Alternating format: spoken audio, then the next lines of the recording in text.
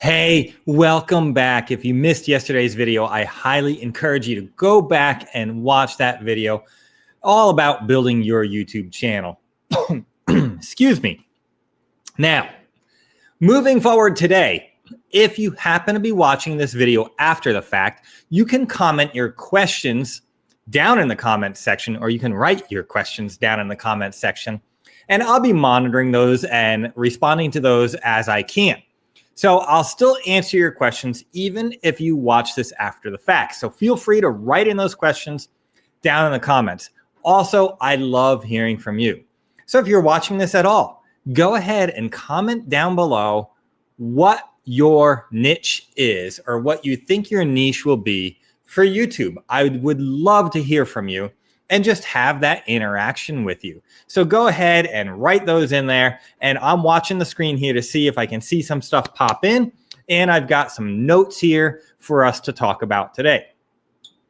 So the hardest part of starting YouTube isn't making the channel, it's deciding what to make next. And yes, I still struggle with this even after making several thousand videos across multiple channels. Yes, I have multiple monetized channels, so I know quite a bit about this problem because I still, to this day, struggle with what to make next. Some of my channels, the content, it's just so automatic for me. Other channels, I do struggle with what should I make for my next video. And too many new creators really fail because they just simply run out of ideas. And I'm going to help you avoid this problem today and help you find your next 10 video ideas. Whether you're starting a brand new channel and need your first 10 ideas, whether you're struggling and need your next 10 ideas, or maybe you've just hit that roadblock, you've run out of ideas, I'm going to help you today discover what those next 10 ideas are and how to keep your channel relevant. So let's dive in a little bit more on this content today. So you've got to balance this passion versus demand balance.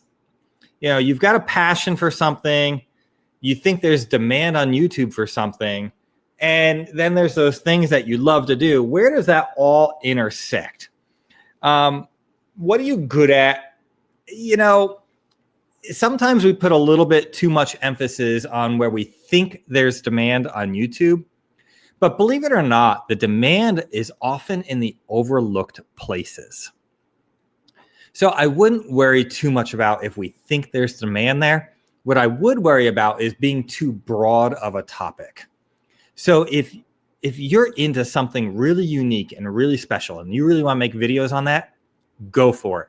Or if you think maybe I'm in a market that's oversaturated, my video ideas, everybody's done them already. No, there's room for more. The creator economy is growing like wildfire, and more people are streaming videos and watching YouTube than anything else. YouTube is actually now a larger platform than all of broadcast TV, all of cable TV, and all of movies all combined together. YouTube is larger. It is huge. So there's room for more in the YouTube economy, in the YouTube world. There's room for your channel in the world of YouTube. So don't worry about maybe you think you're in an overcrowded market. It's simply not true. There is room for you. All right. So as you figure out what your passion is, what your desire is, what you're good at, what you want to be able to do videos on, the next is really thinking about not being too broad. So let me try and clarify this as best I can. Not being too broad would be like a channel about cars.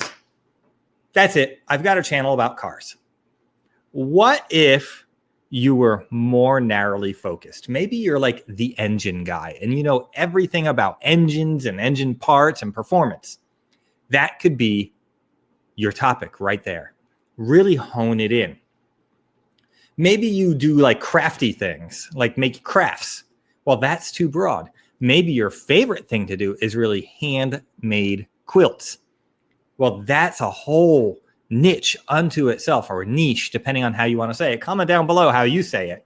Is it niche or niche. Anyway, so don't go broad, narrow in on your specific topic. The funny thing about this is when you narrow in, everybody starts to hear what you have. But when you go really broad, nobody hears you. It's just too wide. So if I just talk about crafting in general, craft, nobody heard you. But when I talk really narrow, crafting on quilts, handmade, hand-stitched quilts. Here's the fabrics I use. Here's the patterns I use. Here's how I mean, there's just so much you could do with that. Just like cars. I mean, you can narrow in on just performance, or you can narrow in on just engines. You can narrow in on just bodywork. You can narrow in on just classics. You can narrow in on just new cars. There's just so many specific niche areas. And when you focus in on a niche that you really love, it kind of lights you up and helps you build your channel, and you don't run out of topics. See, one of the things that we also think about is sometimes we think, well, I'm going to run out of things to talk about. Well, in life, do you run out of things to talk about? No. Sometimes maybe you talk about the same kind of thing over and over again, but that's okay. That's your niche. That's your passion. You can do that, and your followers will follow that. They love to hear what's going on. So don't be too broad. So the next thing is, I mean, now that I talk about niching down or getting a tight little niche, you may think it's too small. It's not. It really is not too small.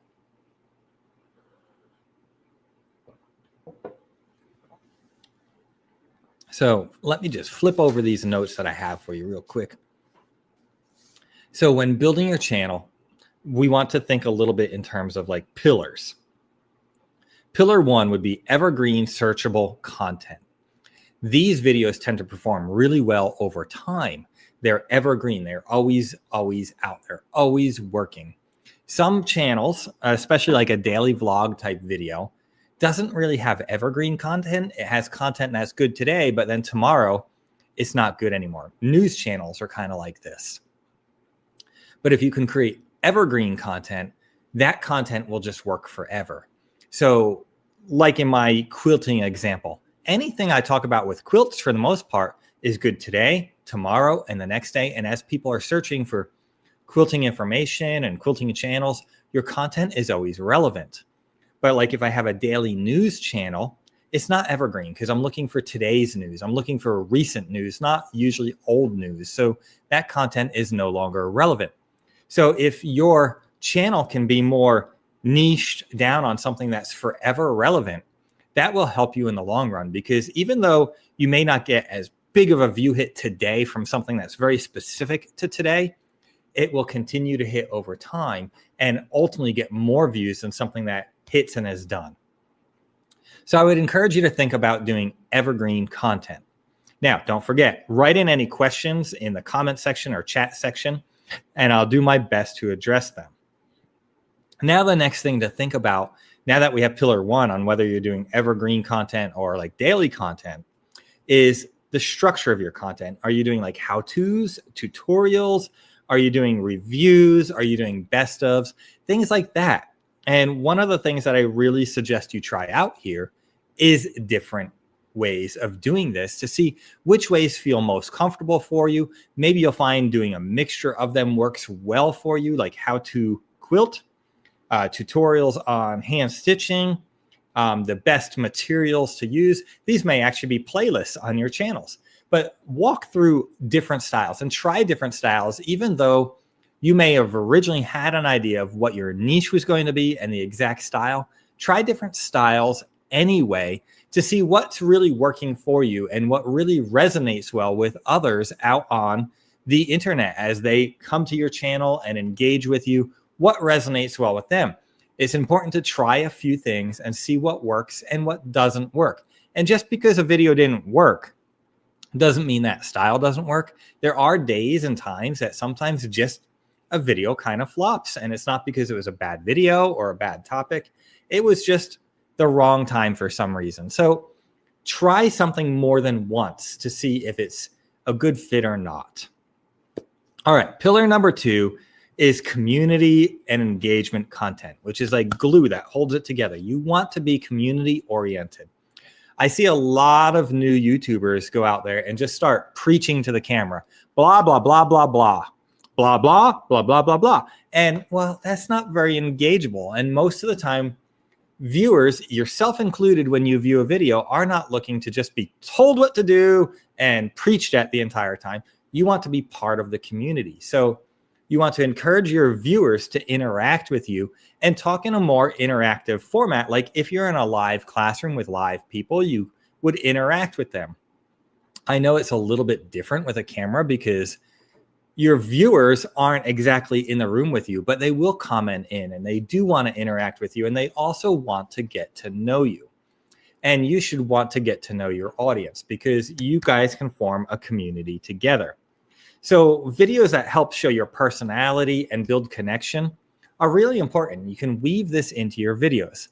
So let's just go back to quilting. I don't know why I'm stuck on quilting today because I have no clue how to sew anything. But in quilting, sometimes you could be working on a quilt or a technique, and then you can explain like how you learned this from your mother or your grandmother, or how your daughter does this or your son. You could explain a little bit more about that, just inviting people a little bit more into who you are and what your story is and what your family looks like. And you could talk about, you know, I had a comment the other day from somebody who said this specific stitch was very difficult for them. And I understand that. When I first started this stitch, that stitch was really hard for me too. And what I learned over time was when I do the stitch this way, it really became much easier for me. And I put in the reps and I got that stitch down. And that stitch really makes my quilts pop. That's much more engageable than just do this stitch and then do this stitch and put this fabric on that fabric with this. I mean, be engaging, be encouraging, be welcoming to your community. That's important. All right. Next is like some structure ideas on like vlogging and behind the scenes, Q&As, opinions, hot takes. So vlogs would be almost nowadays more along the lines of you pick up the camera and just film what you're doing, wherever you are, whatever you happen to be doing. That's vlogging. You just tell the story about what you're doing, almost sporadic. That would be good vlog content. Behind the scenes would be, well, we'll go back to quilting. Why not?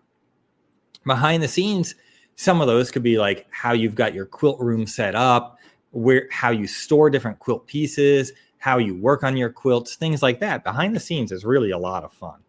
Q&A is great because people can ask questions. You can provide answers. You can provide a lot of great information.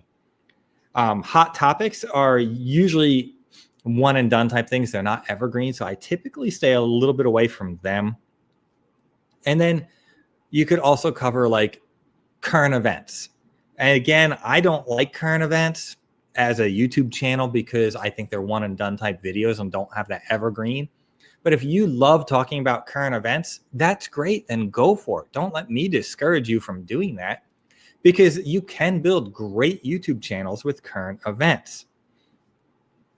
So as far as like building your videos, you want to have a few points, I guess. The goal is to mix these pillars and pieces together to create different styles of videos that will mesh together over time for your audience to be welcomed in and see your different types of content. So in your first 4 videos, try different types, whether they be vlog, whether they be Q&A, whether they be behind the scenes. Try 4 different types of video, 4 different styles.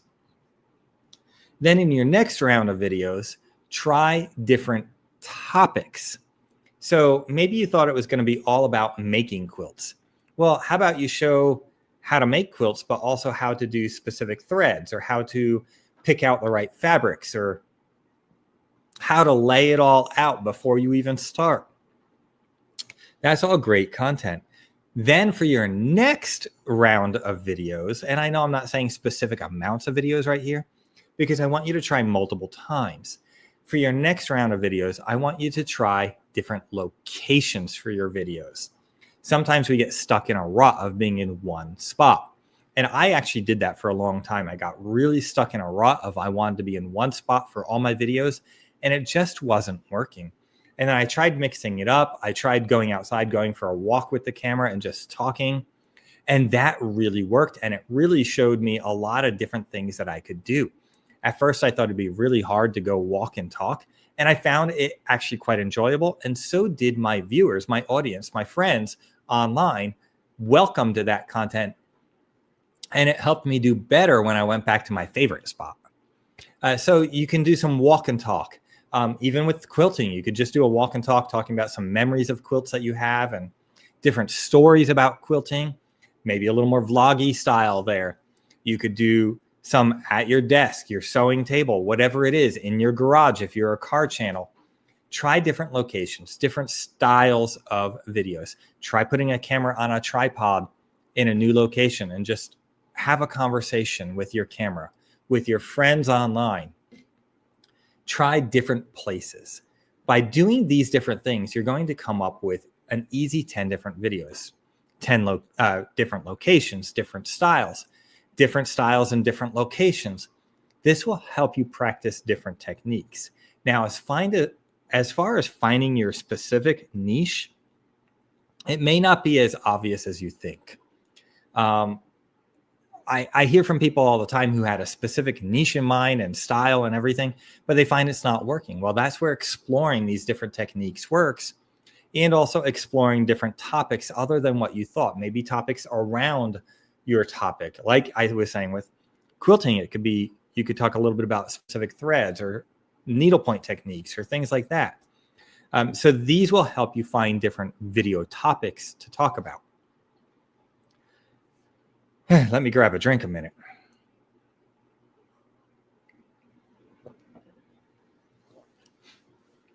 Also, you can ask in the comments for different topic ideas or questions people have, because questions become video topics real quick. So any question that somebody asks, you can respond with a full video, and that's a great topic. Another great way to find topics to talk about is to go ahead to your favorite AI. I tend to lean towards ChatGPT or Gemini, and just type in there, I have a YouTube channel. It is based on this. I've already done videos on these topics and in these styles. Can you suggest 10 new video topics and locations for me? And it'll spit out a list.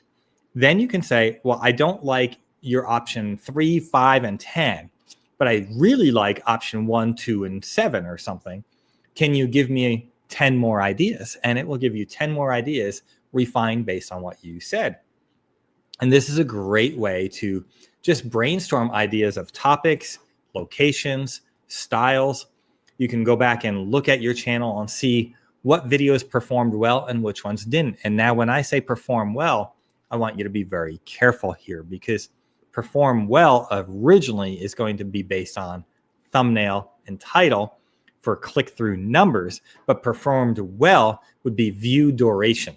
That means the video was actually watched when you have a good view duration. So look at that number, and you want videos that generate good view duration.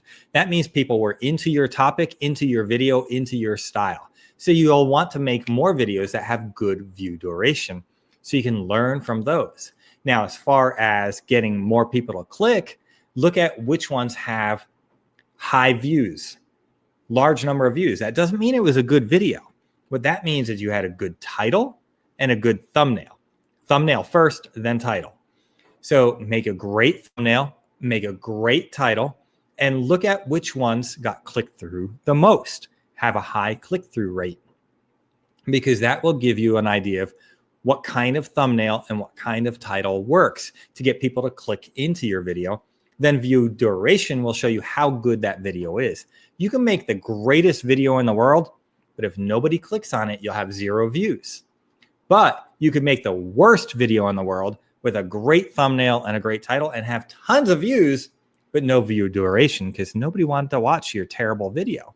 So you really have to watch this and balance this. I see this a lot where people make the mistake of, well, my video only got 2 views, so it must not have been a good video. I need to make a better video. No, nobody even saw the video. That doesn't mean the video wasn't any good. The thing is, nobody clicked on it, which probably means your thumbnail and your title just didn't work or needs to be refined. And you want to look at the click-through rate here, because sometimes YouTube just doesn't give you impressions, which means they showed the thumbnail and the title to people to give them the option to click. The click-through rate will tell you what percentage of those people actually clicked on it. So that's an important number to know. So go ahead and write in any comments or questions you have. I would love to hear from you and help you in any way that I can. Also, if you want to work with me, I've got an option down in the description that you can click on to work with me one-on-one. I've helped a lot of people build profitable channels, and I've got multiple profitable channels myself. I love helping others succeed. I really enjoy that. YouTube is a great place to be, a great place to have fun making videos, a great place to share, and a great place to earn some good money. So I thank you so much for joining me today. Let me just check for any additional thoughts or comments in here. Looks like we're quiet today, which is fine. I prefer when you're interactive with me, but that's okay. I get it. Today, at least here in Oklahoma, it's cold out today, so we tend to be a little bit quieter in the cold. But even after the fact, you can go ahead and write your comments, your questions in the comment section, and I will do my best to address them for you. And I look forward to seeing you on another video about the same time, same place. I'm here to help you build your YouTube channel and find YouTube success. Thanks so much for joining me today, and I look forward to seeing you in our next video.